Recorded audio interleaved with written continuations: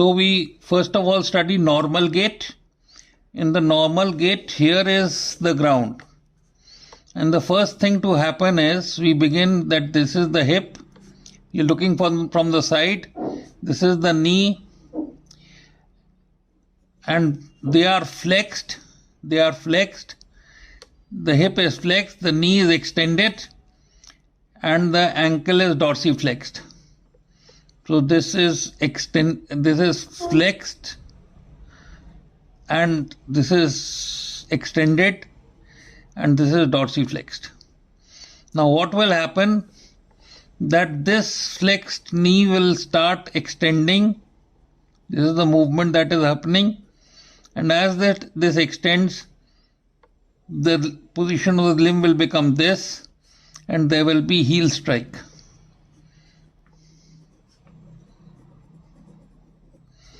Then the foot from this heel strike position will become flat on the ground like this by plantar flexion of the ankle.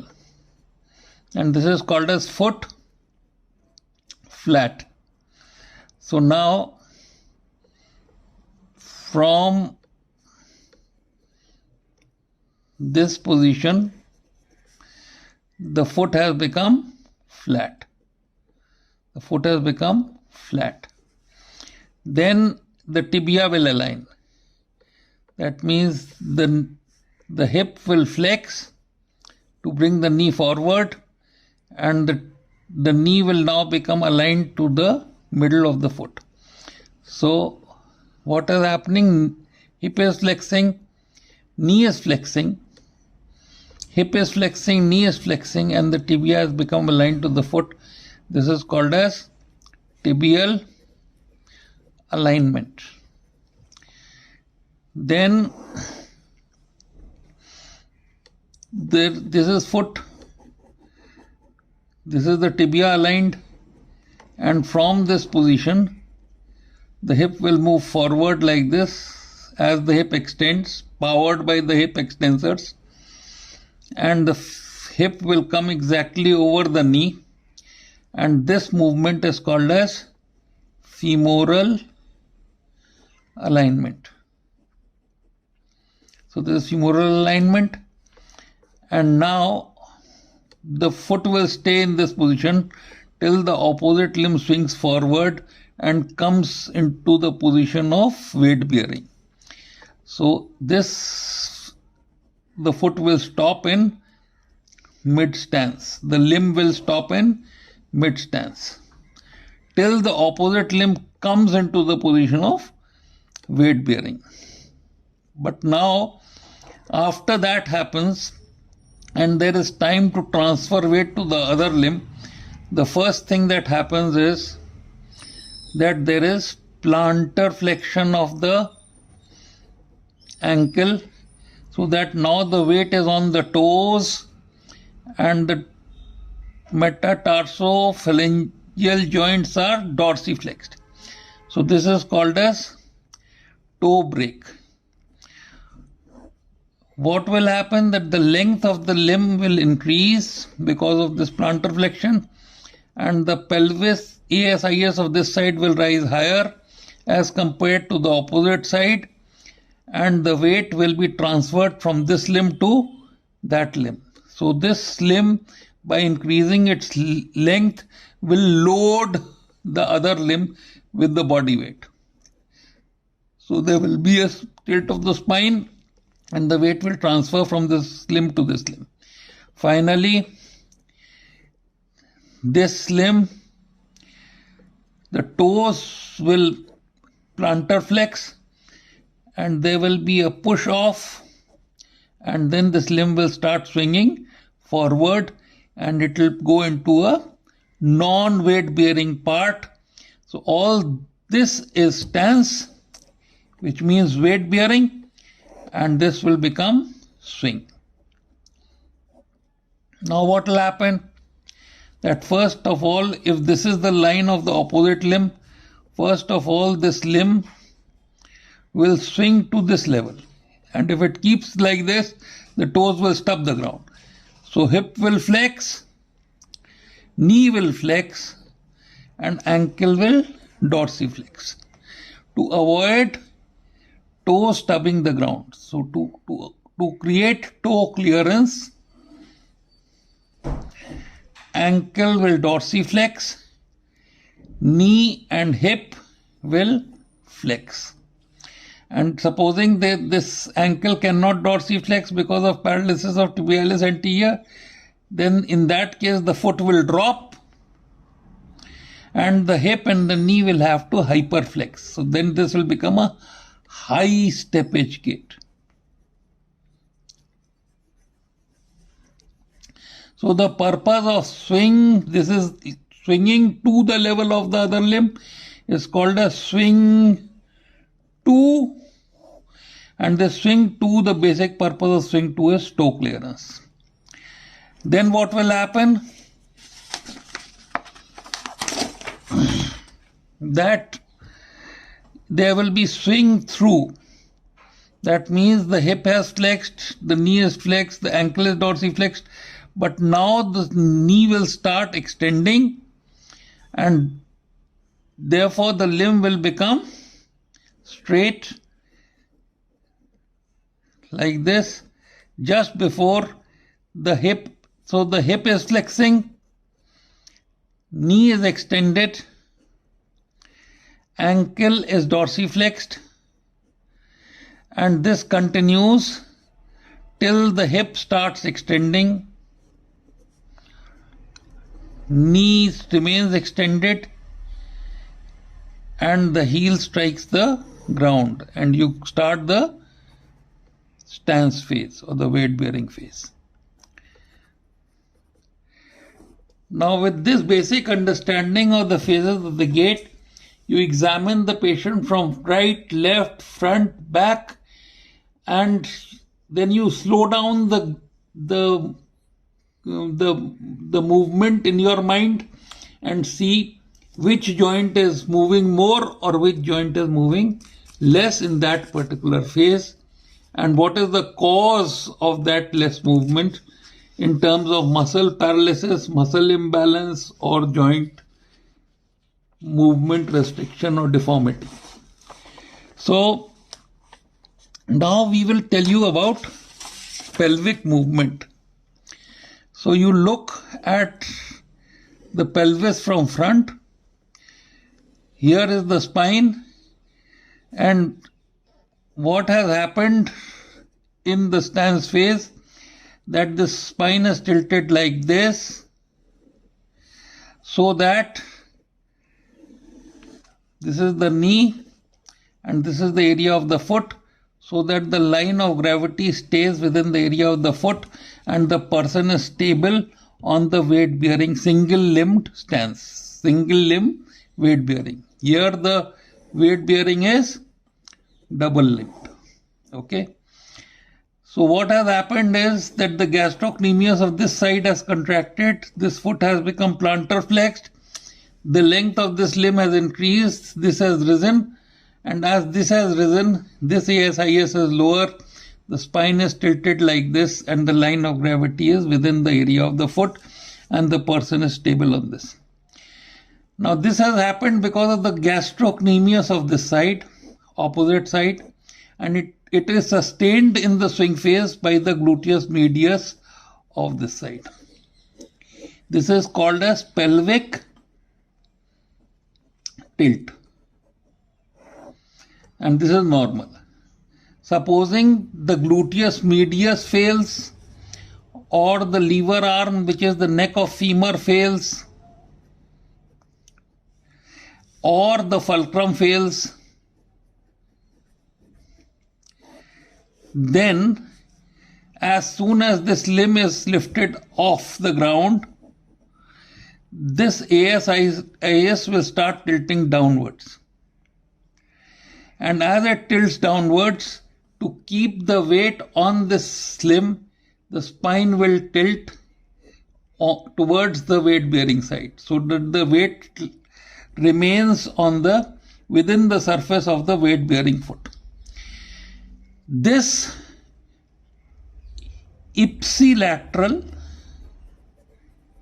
lateral lateral bending of spine in mid-stance phase of affected limb is called as Trendelenburg gait.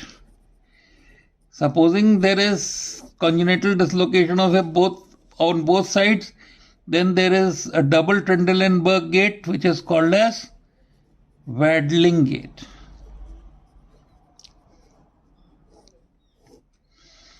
So this is the story of the Trendelenburg gait and this falling of the ASIS of the opposite ASIS, falling down of the opposite ASIS when you wear bait on the right limb. This is called as Trendelenburg sign. So this is about pelvic tilt. Now I'll tell you about pelvic rotation.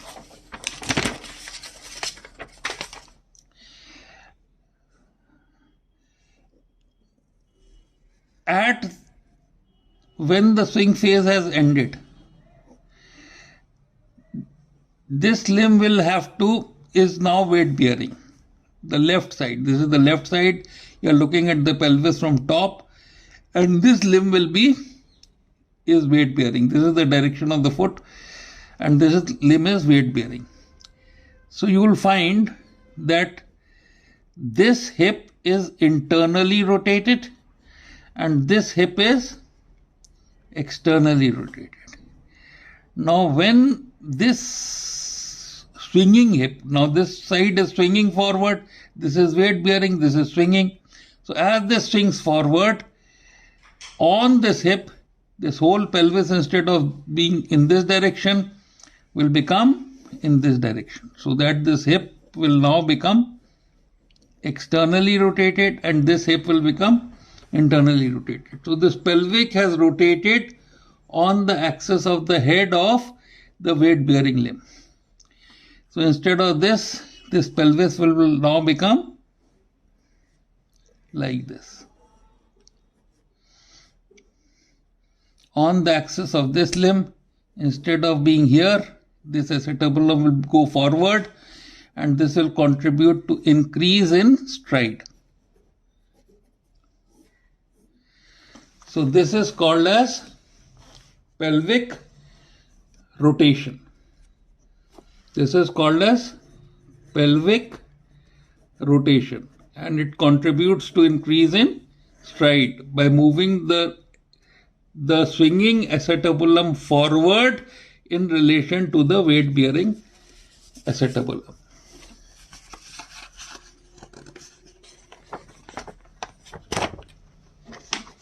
Now we will quickly tell you about abnormalities of gait, abnormalities of the stance phase. Abnormalities of the stance phase, but when there is weight bearing, there is pain. And to avoid this pain,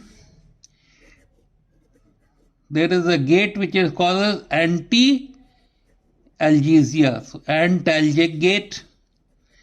And the way to avoid it is that he'll tilt the pelvis in the opposite direction. This is the pain bearing hip, so he'll tilt the weight on the opposite direction and he'll shorten the swing phase of the opposite side. So opposite swing is shortened in length, in duration, in height, and spine tilts contralateral.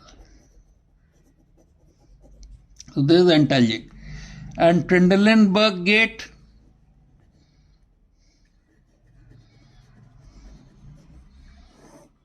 is that if this is the weight bearing limb, now the abduction mechanism here has failed, the gluteus medius, the lever arm or the fulcrum. Therefore this ASIS has dropped and to keep the weight here, the spine is bent in this direction.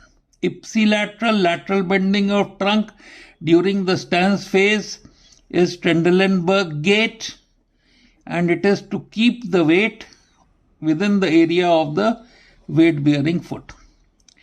Now, there can be a double Trendelenburg gait if both sides hip abductors fail, and that is called as waddling gait. Then you have to know abnormalities of the swing phase. And abnormalities of the swing phase are that when you are swinging to the foot, the dorsiflexors of the ankle have failed. So the foot has dropped, and to allow the toes to clear the ground, so foot has dropped in swing 2. So he will hyperflex the hip and the knee to avoid the toes, to create toe clearance.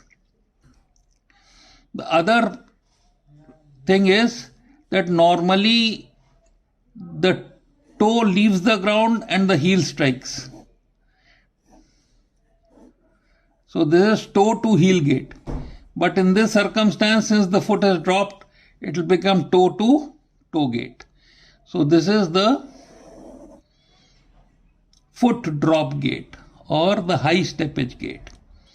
Then we talk of failure of knee flexion. Supposing this knee flexion fails, then to clear the ground, the limb will be circumducted, will be abducted. So it will come like this. So from this position, to avoid toes stubbing the ground, they will abduct and come back. And this is called a circumduction gait. It is seen in hemiplegics, or if it is bilateral, in quadriplegics. And if the person is advancing like this because of adductor spasm, this limb crosses the line of advancement and it happens on both sides, then it is called as scissors gait.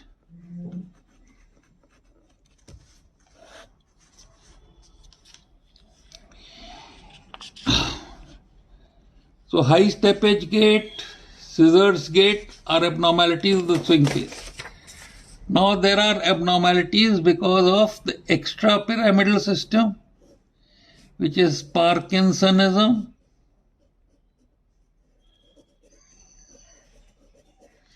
And because of Parkinsonism, you have the short shuffling gait. That means the person is just shuffling along with very short stride, bending forward, and cannot stop at will. So this is the typical gait of Parkinsonism. Then there is the problem of cerebellum, where the balance is lost and you have the ataxic gait, the commonest cause being alcoholism. Prem mad chhake pag padat kahan ke kahan. He wants to step here and he steps there. Then if the posterior column is involved, as in Tabes dorsalis, he can't feel the ground, so he stamps on the ground every time, and this is called as stamping or march gait. So this in short is your 8-minute talk on gait. I can't explain in greater detail. Thank you. Lastly, we must talk of knee locking.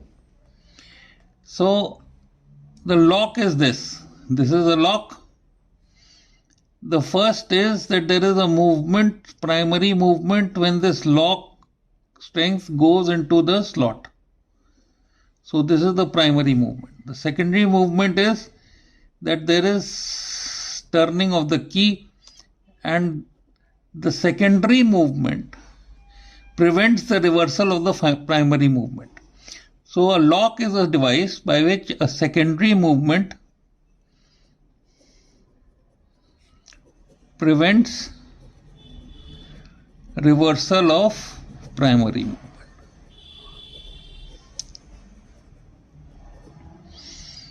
Here what happens?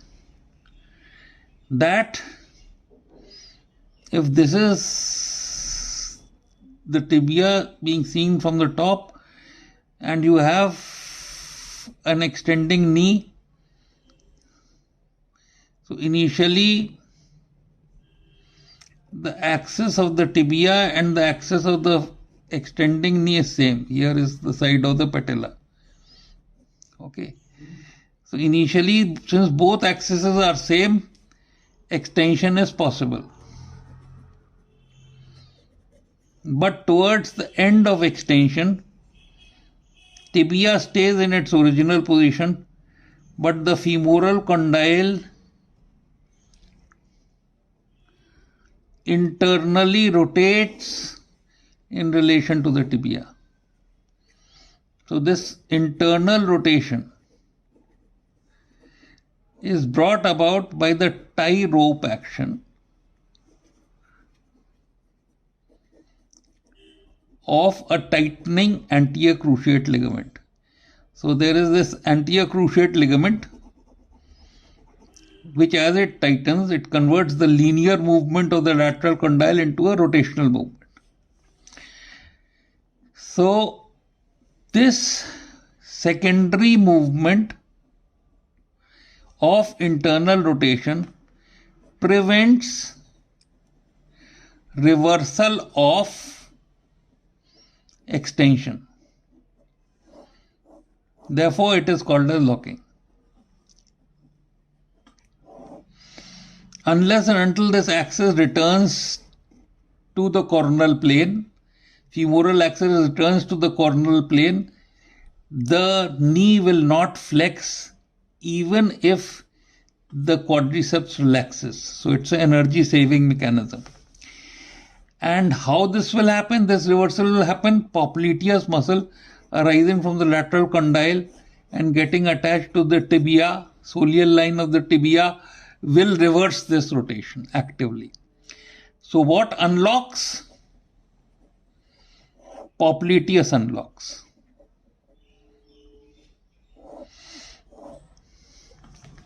So supposing this mechanism fails because there is no terminal extension of knee. Terminal extension is absent because of active lack of movement or passive lack of movement. So what will happen? That this locking will not happen. But still, because of another mechanism, knee will still not flex in weight bearing position. Supposing if the knee flex in weight bearing position, the dhobi pachad in the kushti means that you flex the knee of your opponent and the person falls. So that dhobi pachad will not happen if the line of gravity, this is the axis of the knee, and if the line of gravity passes anterior to the axis of the knee, line of gravity is anterior to axis of knee, the knee will not buckle in the weight bearing phase of the knee. So what should happen? What will push this line forward? One is a good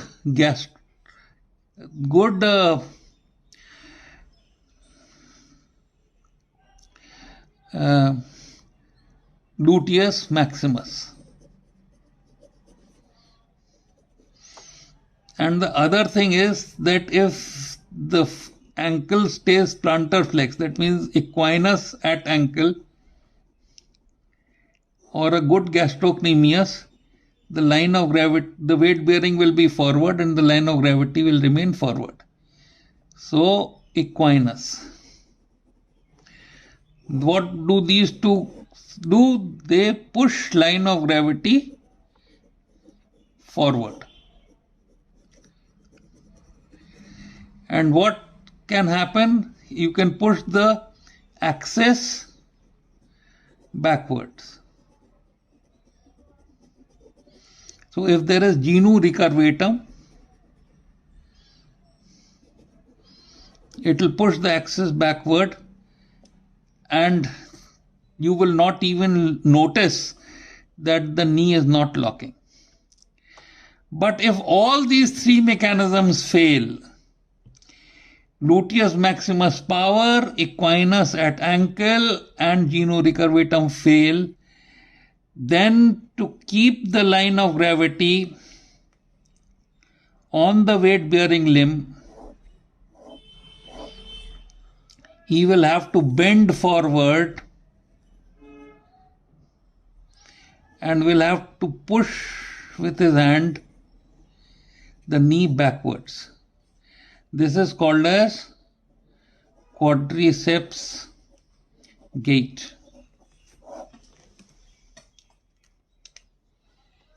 So this quadriceps gait and the knee locking mechanism is the last part of understanding gait abnormalities. Greetings from Era Lucknow Medical College. Today we will show you what you learned in the previous video on mastering the clinical analysis of gait. So we told you we'll show you the normal gait first, and then we will mimic all the types of abnormal gait that you learned.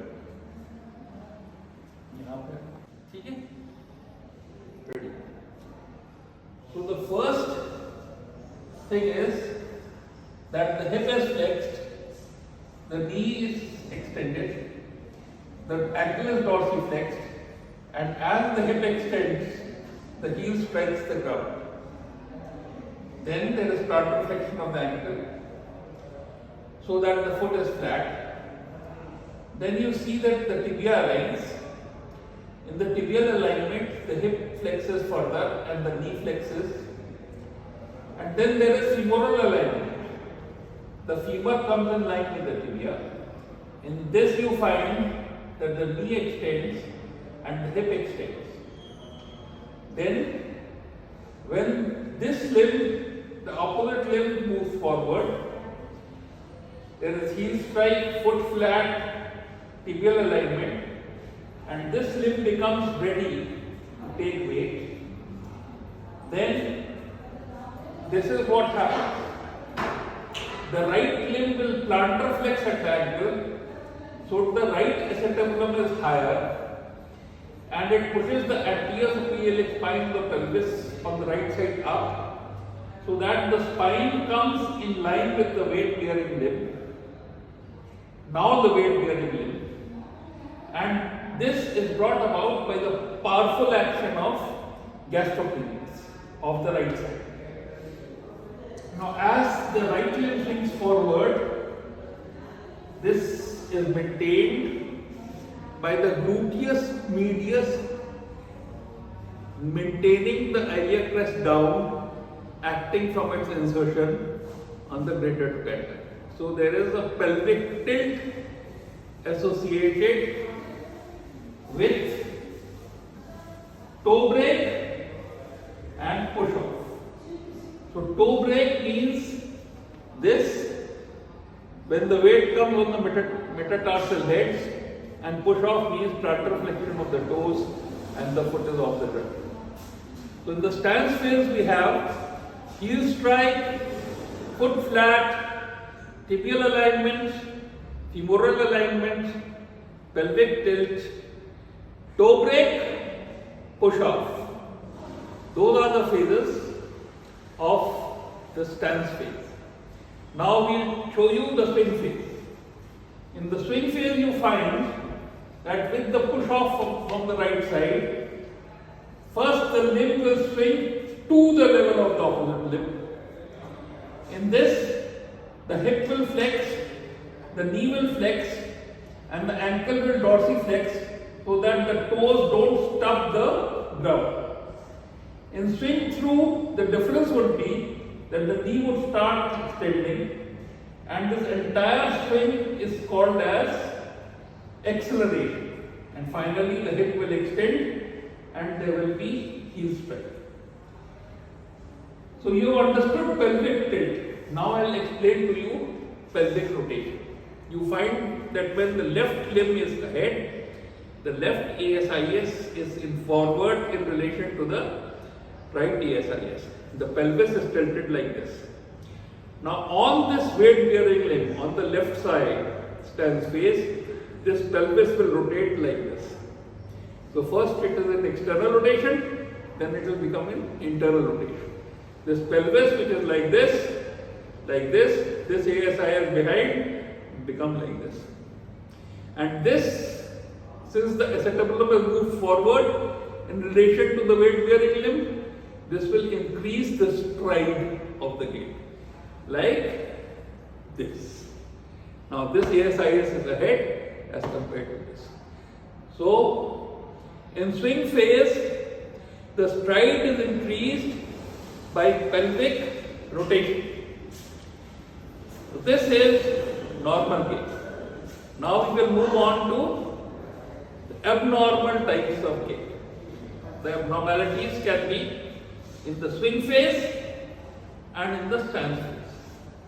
First of all, the swing phase. Right side heel strike, right side foot flat, right side tibal alignment, right side femoral alignment, and there is pain on weight bearing. As soon as that happens, I tilt my trunk towards the opposite side, and the swing phase of my left side becomes shortened in length, duration and height, like this. So this gait is to avoid pain. It is anti-algesia. Therefore this gait is antalgic gait. Now I will move on to the Trendelenburg gait. I told you that there is heel strike, there is foot flat, there is tibial alignment, then there is femoral alignment, plantar flexion of this ankle in toe break on the left side, so that the left acetabulum has gone higher and the right acetabulum is lower.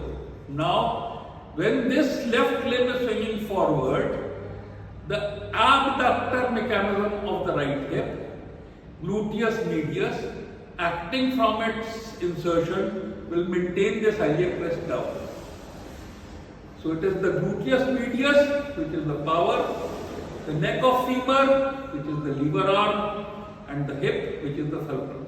If there is any problem with this, instead of the right ASIS remaining down, as soon as the swing phase of the left side starts, the left iliac anterior spine will start falling. Now, if in the stance phase of the right limb, the left ASIS is lower, then this is called as Trendelenburg sign. But to keep the weight line of gravity within the area of the weight bearing foot, and to compensate for this absence of abduction, I will tilt my spine towards the stance side. So it will become like this. Like this. Again, heel strike, foot flat, tibial alignment, femoral alignment, and as I lift this ASIS starts falling. To maintain my weight on this, I will tilt my trunk like this. This is Trendelenburg gait, and if there is a congenital dislocation of hip on both sides, then there is tilt on this side and tilt on this side. This is waddling gait. So these are the abnormalities of the stance phase. Now there is one more abnormality. That if I do a heel strike, I do a foot flat and I do a tibial and femoral alignment, my knee must be locked so that it doesn't buckle. For that to happen, either the femoral condyle must rotate like this on the tibia, so that the axis of the femoral condyle is changed and there can be no flexion. Rotation is secondary movement, extension is primary. Rotation will prevent reversal of the primary movement. Now, if this locking fails because the knee doesn't extend completely, or because the quadriceps is weak, in that circumstance, when there is weight bearing, then the knee is likely to buckle. So to prevent this, the line of gravity must pass anterior to the axis of the knee. This will happen if I have a powerful gluteus max which will push my trochanter forward, or I am bearing weight on the toes and there is equinus, or there is genu decurvatum when the axis of the knee has moved backwards. Supposing all these three systems fail, then I must bend forward, place my hand on the knee and push the knee backwards so that the line of gravity goes forward. Now this gait is called as quadriceps gait. Then another thing with another abnormality of the swing phase. The other abnormality of the swing phase is that when I am swinging forward, my hip is flexed, my knee is flexed and my ankle is dorsiflexed, so that my toes don't stub the ground. Now if my foot doesn't dorsiflex and drops, then I must hyperflex my knee and ankle to avoid the toes stubbing the ground, to create toe clearance. And then, though normally the swing phase starts with the toes are off the ground and ends with a heel strike, but in this circumstance it will be toe to toe gait. Okay? So this is high stepping gait or toe to toe gait. Now some other gaits, like if I take a lot of alcohol, then my cerebellum isn't working properly, and then I'm walking something like this with a broad base and trying to fall this way and that way. That is called as ataxic gait or ataxia. Then there is a short shuffling gait of Parkinsonism, in which I simply drag my feet on the ground like this. It is short, I am bending forward, and this is short shuffling gait of Parkinsonism. So, ataxic gait, short shuffling gait of Parkinsonism. Another one, supposing I can't bend my knee because of spasticity, then to clear the ground, I will circumduct. Alright. So I will circumduct like this. If it is bilateral, I will circumduct like this. But usually hemiplegias are unilateral. But sometimes in bilateral spasticity, because of the adductor spasm, this limb will cross the midline. So it will become like this and then like this. This crossing is called as scissors gait. So we told you all the abnormalities of the gait, and I don't know how much time I have covered. Thank you.